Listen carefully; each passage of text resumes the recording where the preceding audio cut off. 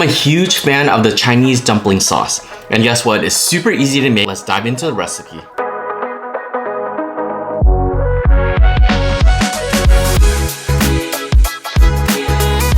So we're gonna start off with some light soy sauce, Chinese black vinegar, sesame oil.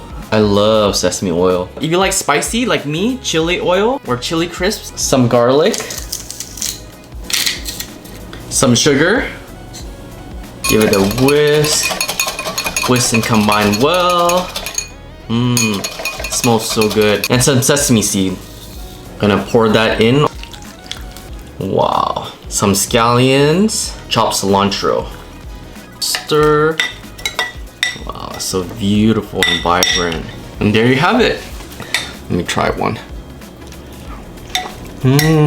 Sauce just elevates everything. I love anything dumpling.